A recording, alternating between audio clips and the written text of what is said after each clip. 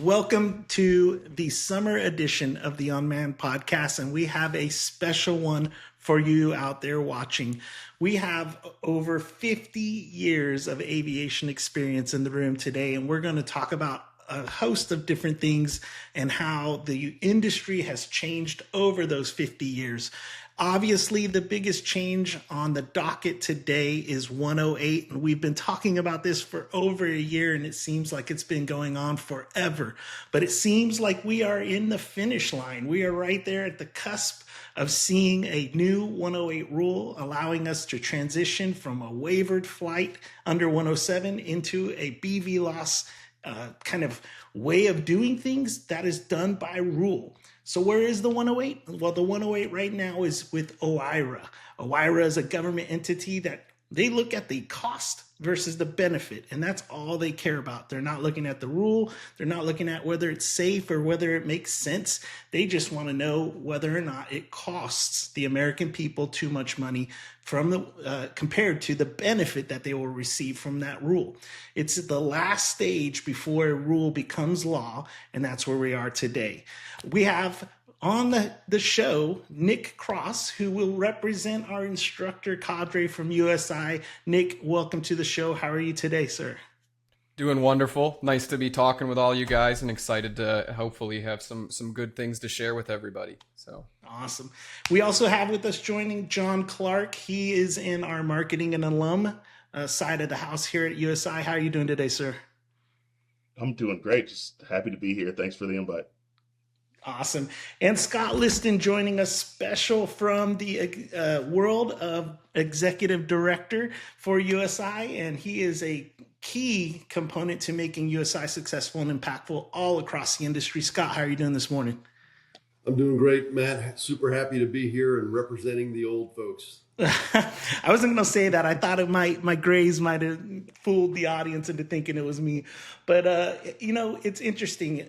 108 has been the hot topic and the thing that folks are talking about in the drone industry for over 5 years. And this was before it was 108.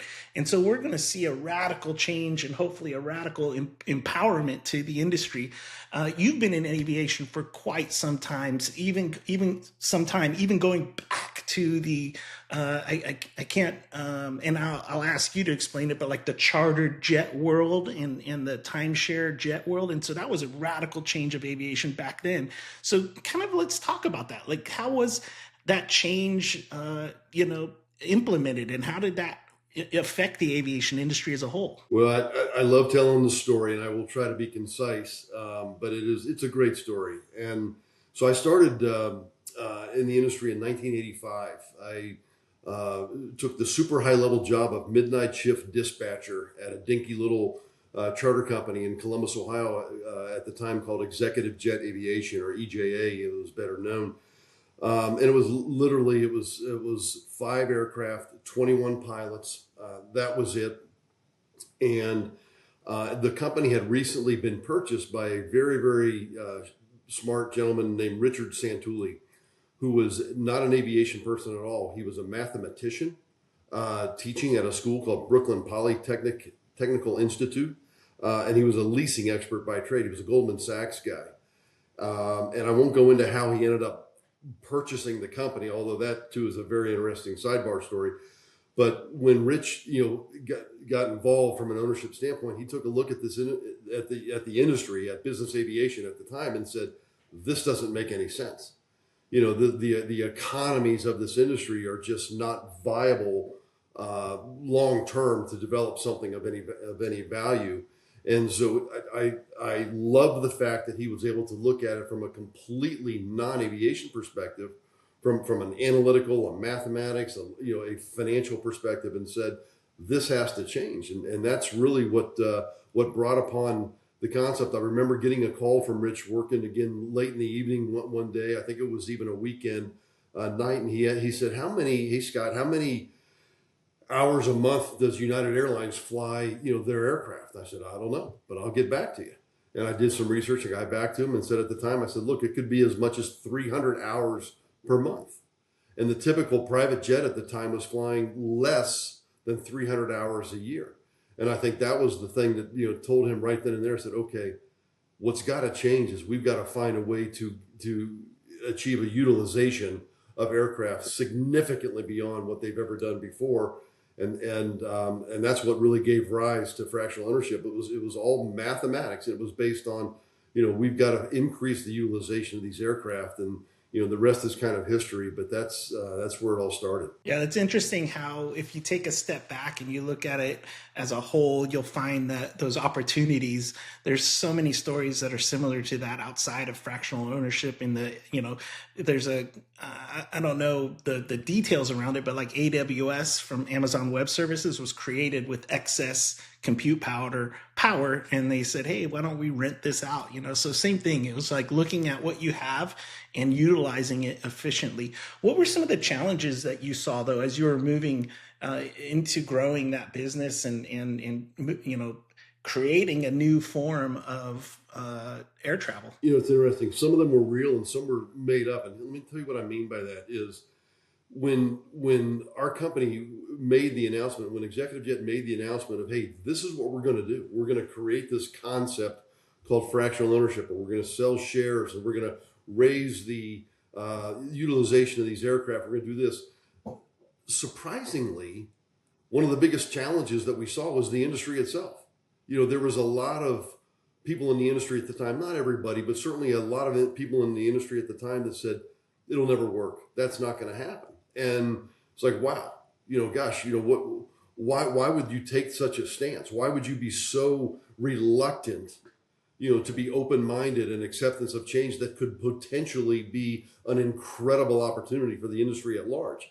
So that as a young guy at the time, this is 1985, 1986 at the time, I thought, wow, I hope to never be that guy, because, a lot of the stuff that came out publicly was bad, but, you take that for what it's worth, and we overcame that. But when you look at business aviation versus, the United Airlines versus the commercial airline industry, first and foremost, business jets weren't designed or built to be flown 300 hours a year. The maintenance inspection program, the way that they were built.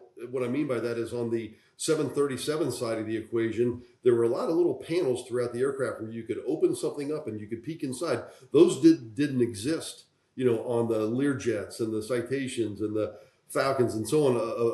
At the time, you had to literally disassemble the aircraft to look at something and put it back together again.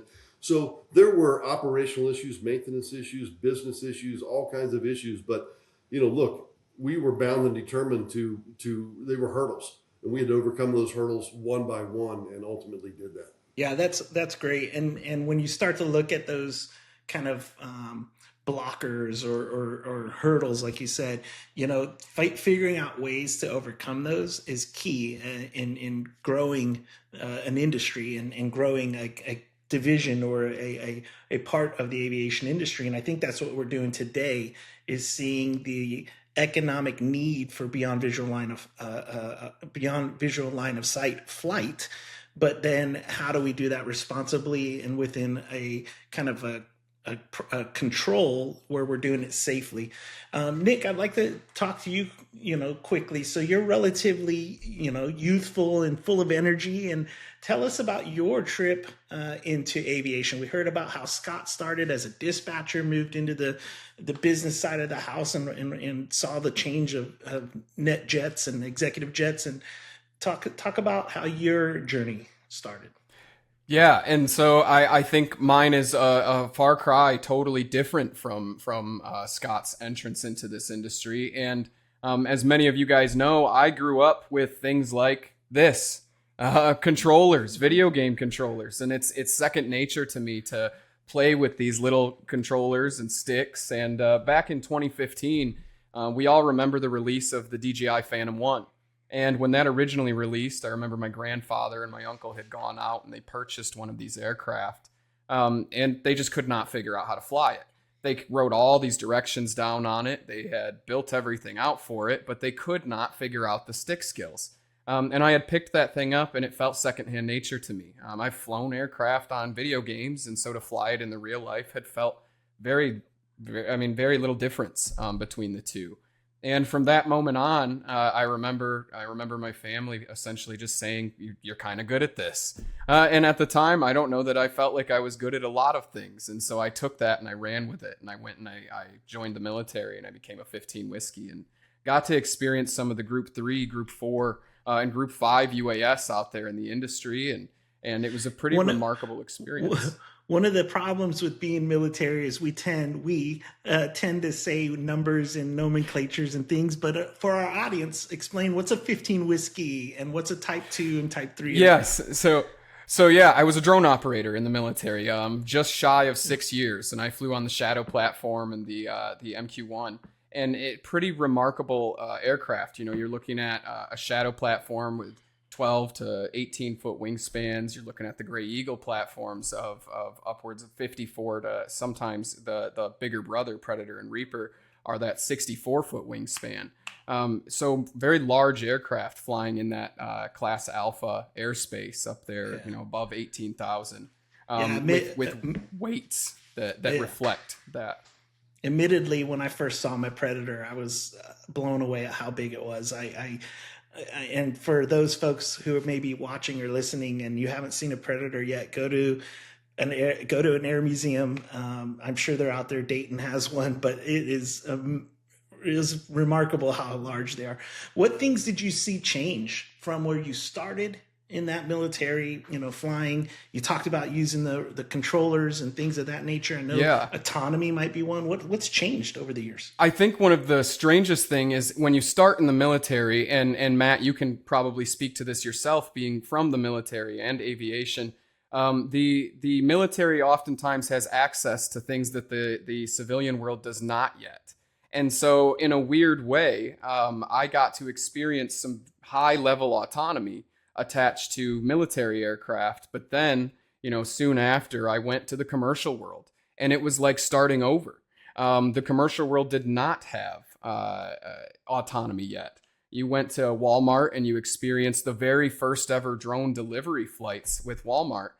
They were not autonomous like you and I would think. 90% of it was still flown with this. I had to press buttons. I had to drop every individual package. And so it wasn't until 3-4 years into that drone delivery industry that they started implementing things like that advanced air mobility or any type of autonomy into it.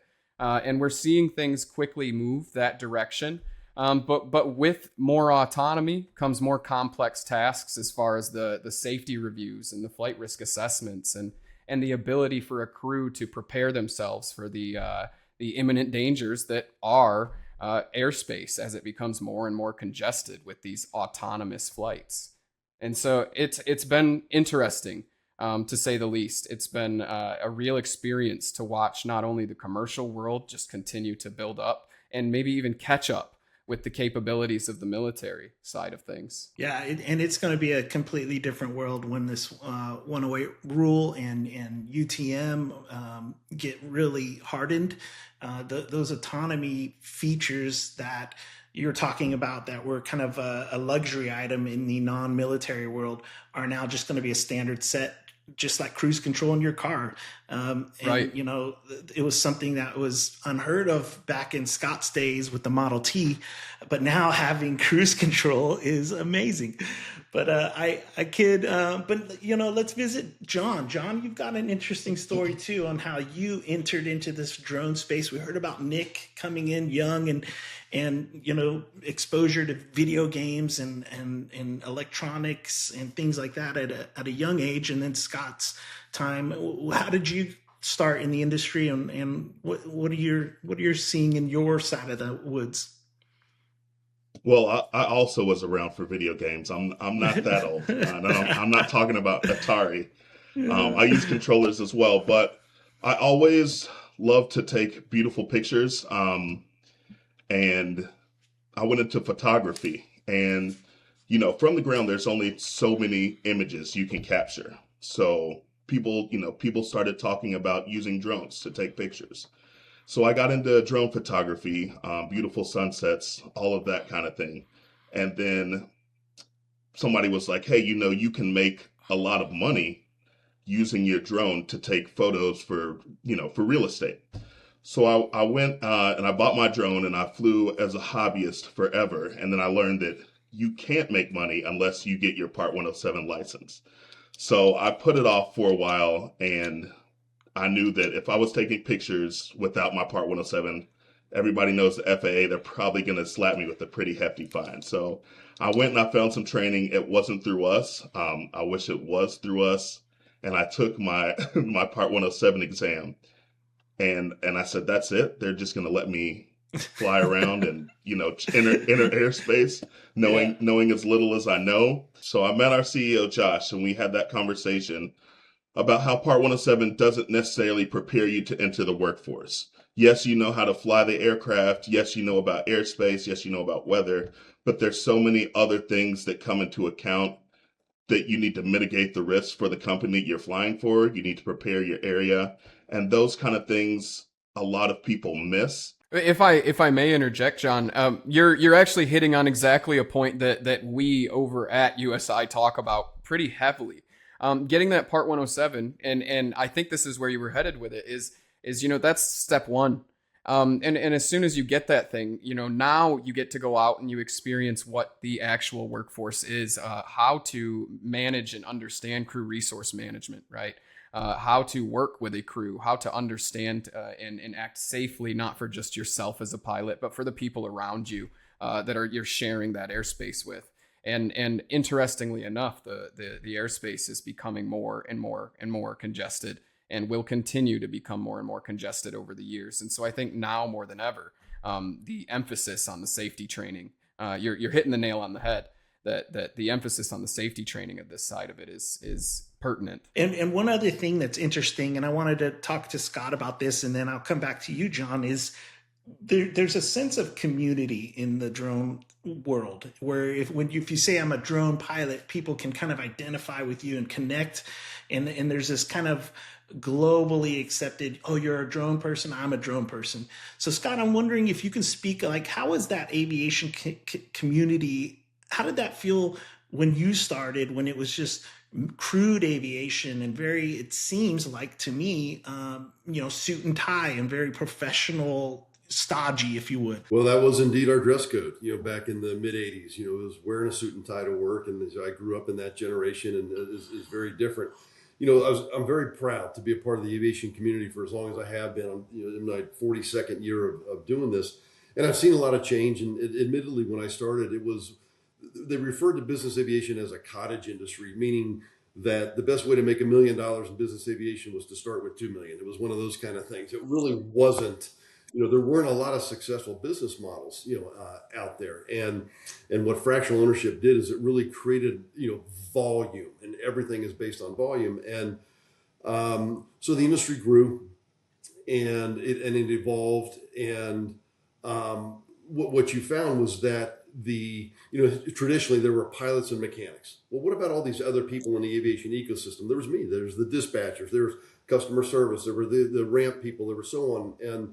And I think what you did find is you found an evolving ecosystem, within the aviation community that all love to say, I'm in the aviation industry. I'm part, I work for an aviation company, and we love using that word aviation or airspace because it's a great word, and it signifies something incredibly, fantastic about, the history of our country, about the leadership that the United States has, on a global basis on a lot of different things that I know I'm very proud of as well. But no, there's a camaraderie there, and I love to see it now with what I would call, my drone brethren out there. But I also want, all of the drone folks to not feel like they're not part of the aviation community. You're not just part of the drone world. You're part of this larger aviation system. This week, there's the Ohio Career Tech Ed Conference going on, and we have the opportunity to speak. And I love telling, the academic community about the incredible opportunities that exist today for those kids sitting in the classroom in middle school and high school, that wasn't around, Matt, when you and I, were at the early stages of our aviation career. There was, again, other hurdles, primarily cost. The cost of saying, well, I want to go in and become part of the aviation community. The pilot pathway was very expensive. The maintenance pathway, maybe not as much, but it was a big commitment in time as well as money out there. And I think today, what I would call the emerging aviation industry, which includes drones, advanced air mobility, electrical aircraft, sustainable aviation fuels. There's so many great little niches out there of the aviation industry that are creating incredible career, not just job, career opportunities for the younger folks out there today. That I'm very proud of that. And I'm very proud of the role that USI is playing relative to developing that workforce and bringing tens of thousands of new people into this incredible industry of aviation. Yeah, no, you're spot on, and I love what you said there about the drone folks are a part of this aviation community as a whole. When I went through flight school, or when I thought of going through flight school, it's just like you said, it's either hundreds of thousands of dollars of education and flight time out of your pocket, or it was a military route. I went the military route, but some folks decided not to. So I want to go back to you, John, because I want you to kind of talk about how have you seen the access to flying change? And I think there's a specific program that USI has in partnership with another large company that changes the lives of folks and moves them from where they're at and into the aviation world. And if you can briefly talk about that, I think that will also resonate off of what Scott was saying. We prepare everyone for Part 107. That is the basis. You're not flying legally until you get your Part 107. And we do that, but we also go on, we prepare ground crews, we prepare people with flight line training so that they can enter the workforce and then get specific training from their employer that will help them do their job, keep the vehicle in the air, and keep everyone safe and mitigate risk that way. No, that's great. And then, Nick, I think recently we did a training program for some of our public safety folks, right? And that was a huge impact because we're now empowering and growing that workforce and that skill set, and essentially making aviators out of cops. I mean, explain your experience there. I got recently to go work with a large city, a very notable city up here in Michigan, and had over 100 students to attend for just a quick few days where we get to spend time just talking about the Part 107. But more than anything, I, as an instructor, really struggle to stay within the confines of just teaching 107. Because anybody that's been in this industry knows that 107, that's the baseline. And then you want to make sure that we're future-proofing these guys as well, right? And so the idea isn't to simply just be able to pass that 107. The idea is to be able to go on and apply it and understand, oh, man, I can draw back, and my instructor definitely mentioned this one little obscure thing. At the time that he mentioned it, I didn't fully understand, but now I'm experiencing it in real time.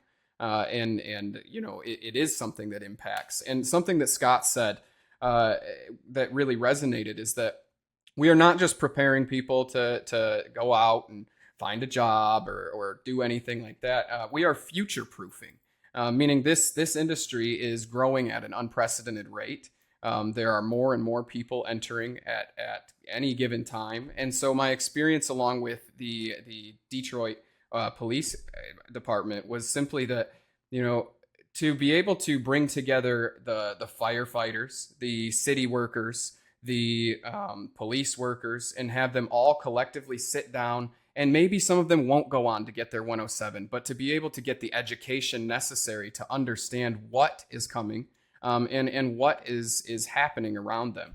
And it was a remarkable experience to get to train that many bodies at one time and to see that many faces light up about something that they truly had no idea was as prevalent as it is right now, and is continuing to grow and become more and more prevalent in the cities and especially in these large cities, Chicago, Detroit. Yeah, it was a super successful training event. I know everyone said they took away from that, a lot.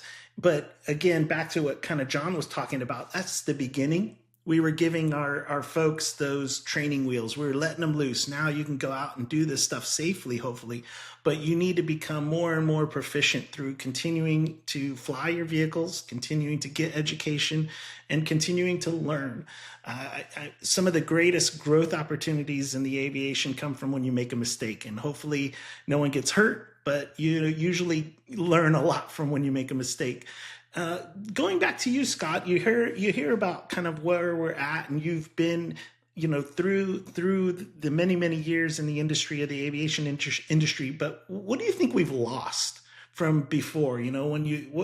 What is kind of diluted over the years that maybe we should reflect on and bring back into the aviation community? Is there something that's on your mind there? What comes to mind would be this, and I hope I don't offend anybody with my comments here, but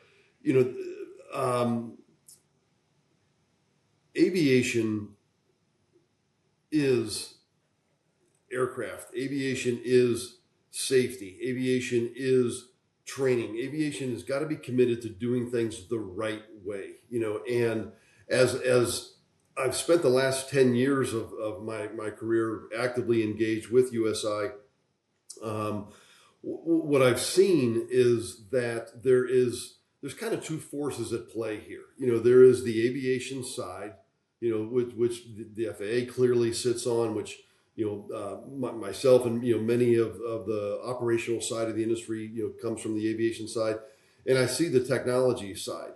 And what I don't want to do, what I don't want to see is I don't want to see these two things going to battle with each other. I want the technology side of the equation to understand that the aviation side is not going away. The FAA very smartly is looking at everything they do relative to 108 from an aviation perspective. And the other thing I love is that, when you look at the United States, you look at any of the aviation communities around the globe for that matter, but I'm going to talk specifically about the United States. We've been down this road before. There's been the development of aviation in general, going back a long time. But then there's the development of commercial aviation industry, of the business aviation industry, the rotary wing industry, charter, the different FAR parts, 91, 135, 121. We don't have to reinvent the wheel here, on the drone side of the equation. What I really hope happens is that the drone industry takes advantage of the fact that its aviation brethren has stepped in a lot of potholes along the way. And the drone industry doesn't have to do the same thing. Learn from that, cooperate between technology and traditional, aviation and best practices and so on, and bring these two forces together. Because again, going back to 108, I know that's, it's a huge issue, and it's no small undertaking. And I have tremendous respect for the FAA and NTSB and DOT and everybody involved in the equation here.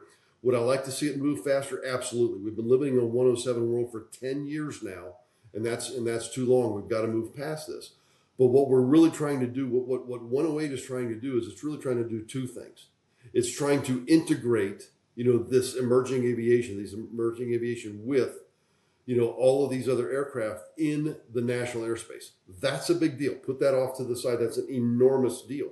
And then we're trying to take the drones and other aircraft, the advanced air mobility, eVTOL, and so on, and fly them beyond visual line of sight. Those are really two different things. They come together. But what I think is so interesting about where we're at right now is, for the first time in the history of aviation, you're talking about the development of regulations that have to be reliant on a level of participation from our technology friends out there that we have never had to do before in the development of any other regulatory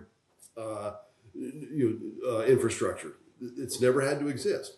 And it's a scary move. I get that. I'm nervous about it myself, but we've got to take traditional aviation. We've got to take everything we've learned. We've got to take best practices, and we've got to come to grips with the technology out there that's going to merge these two things out there in the national airspace, so that we can share that space, we can share it safely, and we can take advantage of the business proposition that is emerging aviation. Yeah, and I think it's interesting having that fusion between traditional aviation ways and the new kind of,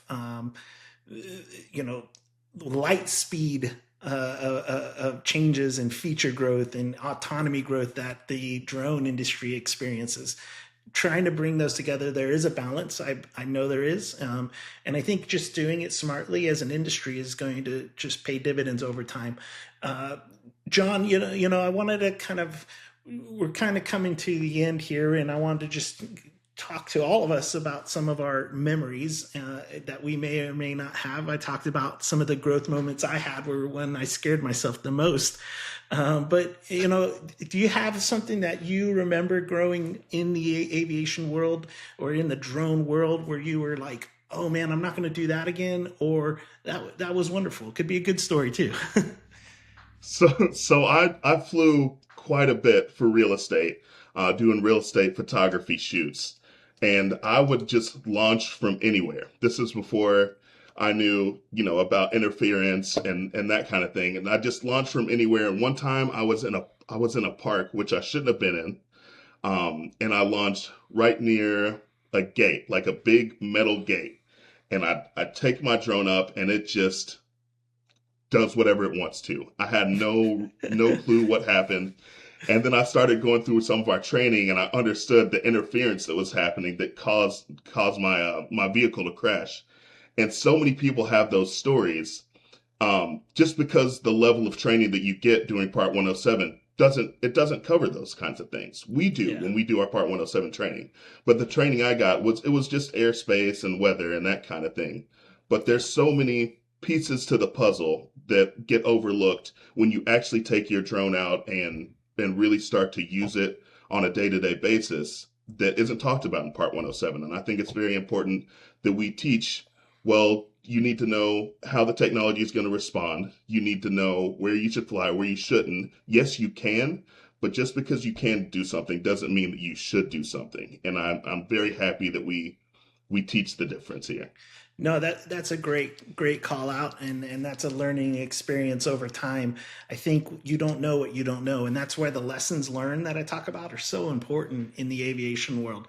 I mean, I think it's an aviation thing to share your mistakes. Like, it's okay, and it's not a black eye if you say, I did this. You just shared a story to over 1 million subscribers. I don't know if we have that many, but if we did, it'd be 1 million subscribers. But we're okay with it because we learned from it, and you're not going to repeat those mistakes. And we hope that we will teach somebody who's watching to not repeat that mistake. Nick, what about you? Did you have any fun or exciting or vivid memory that you want to share with our people? I do. I have one that directly ties into Part 108 and some of the changes coming along with it. And when drone delivery first kicked off, for Part 107 operations. As many of you know, Part 108 wasn't around definitely 5 years ago. And so when we first stood up drone delivery, we had something called a chicken holler. And a lot of you will be like, what is that? But what we did is we had it timed to 17 seconds. We knew that from the time our aircraft took off with our drone delivery package and it flew around the back side of our Walmart, at 17 seconds, it would hit the crosswalk and have to cross the road. And so we would send a visual observer running down to the crosswalk so that he could hit the crosswalk symbol and ensure that our aircraft could cross the road as soon as that crosswalk symbol said walk. But if it didn't say walk, we had to hit the pause button and that aircraft had to wait for traffic. That is a reality that we had in this industry not even 5 years ago.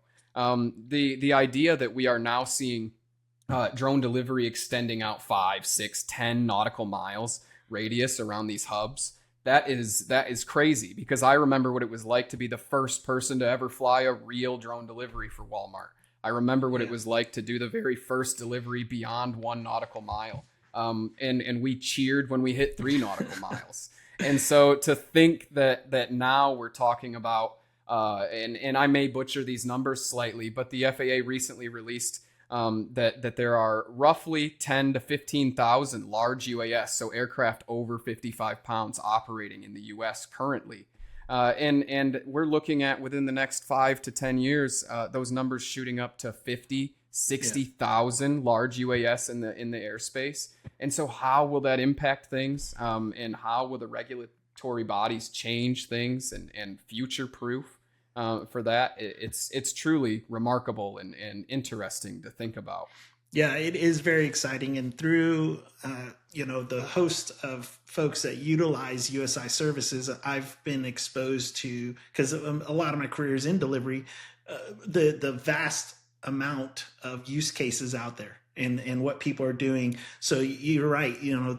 We'll have millions of flights in delivery. We'll have millions of flights in energy. And what does that airspace? We'll have, and so it's what just does it look like?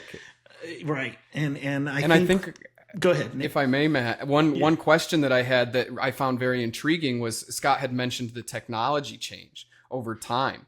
And I'd be really curious to hear from generation to generation, how does that technology maybe make him nervous? Whereas for me, I like it. I've seen these, and you as well, coming from a military background, have seen these automated flights do auto landings for years. And it's amazing. I never crashed a Shadow. They land really, really well with their tactical automatic landing systems. And so the thought of something like that entering the normal airspace amongst communities and commercial operations, I'm curious how you, Scott, look at that technology change. Do you trust the automation the way that maybe people in my younger generation do trust it? I would answer that by saying, admittedly, a lot of the challenges that my generation has with technology is self-imposed. So it probably is a generational thing. I admit that, and I know that a lot of today's technology is built to standards that, again, you're talking about 5 nines and so on. So the reliability is there, and stuff like that. But what I don't want to do is I want to make sure that again, you look at our industry and we have a nomenclature issue. Within the unmanned industry, the word autonomous by definition means something that that acts or governs itself independently without outside control. Unmanned, there's another word that kind of implies no human involvement, and that's not at all the case. This is our industry is all about the working relationship between the human being and the technology, and those two things working together, to be able to operate these aircraft safely, but basically to bring these business opportunities, to life. Because again, you look at why are we all doing this, and the answer to this equation is that at the end of the day, the economy is going to drive this. Yeah, it's all about money. And I look at every single major industry cluster out there right now, and I fail to come up with one that isn't using drone technology in some way, shape, or form. And the reason why which they're using it, again, whether it's delivery, whether it is search and rescue, in the public safety side, whether it's for entertainment, I don't care. I just know that it's changing the game out there, and it's creating opportunity that otherwise didn't exist before. And one thing that could get in the way of that opportunity reaching its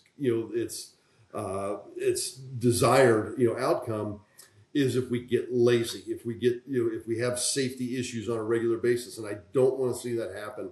I want to see this industry not step in those potholes so that we can achieve the opportunities that are out there for this next generation. Yeah, I would tend to agree. And I think one of the most interesting pieces of it is that for the very first time, and kind of leading back into where you left off with me on your question, Matt, for the very first time, this industry is beginning to have a exposure to information. We look back 10 years ago and nobody really knew what a drone was. And you go 5 years down the line and people are starting to understand, well, a drone is like a quadcopter. It's got 4 motors.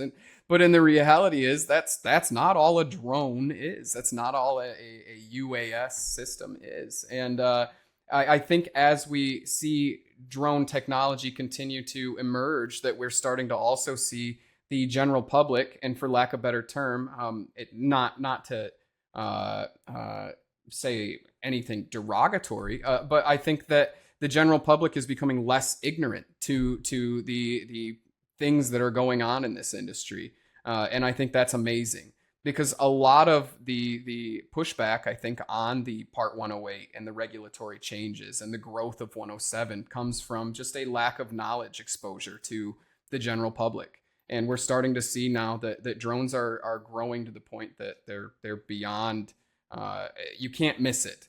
Right. And so everybody's becoming curious and everybody's getting exposed. And there's some good and bad to that. I mean, of course, we want folks to, like you're talking about, be comfortable. Like when a 747 flies over my head, I look at it and go, man, that's a big airplane. You don't even think about it. I don't even, yeah. But if some drones are flying over, I might be a little more concerned just because of the novelty of it. But again, there's also folks out there that don't understand the nuance of being aviation. Look at the FIFA World Cup recently. There's right. Thousands of drones that were flying, illegally. And I read a story the other day. They arrested some folks and they shot or brought down some drones that were flying in and around. But there was also some crewed aviation flying around in restricted airspace at the same time.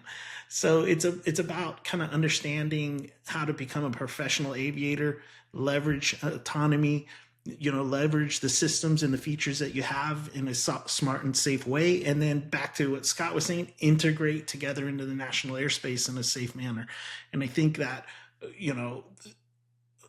for as bureaucratic as the FAA may be, they're trying their best to keep us safe and keep us growing as an industry. And I think that's important. I think you make a really good point, Matt, that ties back into exactly what John said. Most people that go out and purchase a drone, they probably, and this is if they have a 107, they still aren't fully educated on what the airspace is and what these operations consist of. And so they might go out and buy a drone. They might go fly that World Cup. But the reality is they have no idea they've broken any laws to begin with. And so I just think that the more traction this continues to get, the more exposure we get through 108 starting to scale operations across the country, I think that more people will begin to be more aware. There will be just less industry ignorance around the overall flying in restricted areas and over top of sports events and such, right? No, this is all great. And as we close, we had 50, like I said, 50 years of, well, if you add all of our time up, over probably 70, 80 plus years of aviation experience today, just talking about what we've learned, what we're seeing the industry change, what impacts the drone industry will have on aviation and has had.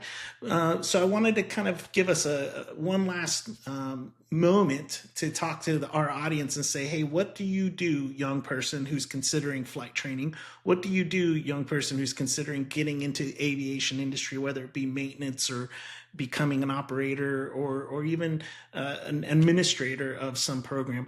John, I'll start with you. What advice do you have that you would say to somebody that's interested in this career path or industry? Jump in, get some training, vet your sources. There's a lot of training out there that they promise the world and they don't really prepare you for real life scenarios. So vet your training, but just get into it. You're going to make mistakes. I've crashed aircraft several times, and I've learned from every one of those crashes, but just get started, get your training, start talking to people in the industry. Other people have made mistakes too, and the more people you can talk to, the more people you can bounce your ideas off of, the less likely you are to make those same mistakes. There's so many of us in the field now that weren't there 10 years ago. So everyone starts somewhere. Just get started, get your training, and just do it. Scott, how about you? What do you have for the youngster out there watching and saying, oh, maybe I should be a drone pilot? There isn't a better door than you can open right now. Let's call it the drone door. Because if you open the drone door, what you're really doing, and I'm talking to the student, but I'm also talking to the schools and the teachers and the administrators and the parents and so on. When I say this is that, let's talk about what a drone is for a second. A drone is emerging aviation technology right now. What do I mean by that? Well, it's electric aircraft. We haven't even scratched the surface of where electrification is going to go on aviation. It is autonomous, technology. It is sustainable fuels. It is, we're seeing supersonic come back. We're seeing, all of this stuff is emerging aviation. And so drone is the door into emerging aviation technology. But what's the next big door? The next big door is autonomous technology. And again, UAS, the A is autonomous, but is autonomous technology limited to aviation? It absolutely is not. It's the cars out there today. It's the trucks, that are moving freight on the highway. It's the boats that are on the water. It's the stuff under the water. It's out in outer space. Our country flew a drone 72 times, I think it is, successfully on another planet. I mean, I love, telling people that, especially at academic conferences like we've got going on this week, here in Columbus. But also, there's another big door out there called robotics. A drone is a flying robot. My point being this is that if you put a drone into the hand of a 12-year-old, 15-year-old, 18-year-old person today, what you've done is you've opened up all of these doors. And I don't care what off-ramp they get off on. If they get introduced to a drone, they say, wow, I love the design component here. I think I can design a better, then go down, get off that off-ramp. If they like the software, the hardware, the manufacturing, side, the operational side, the maintenance technician side, who cares?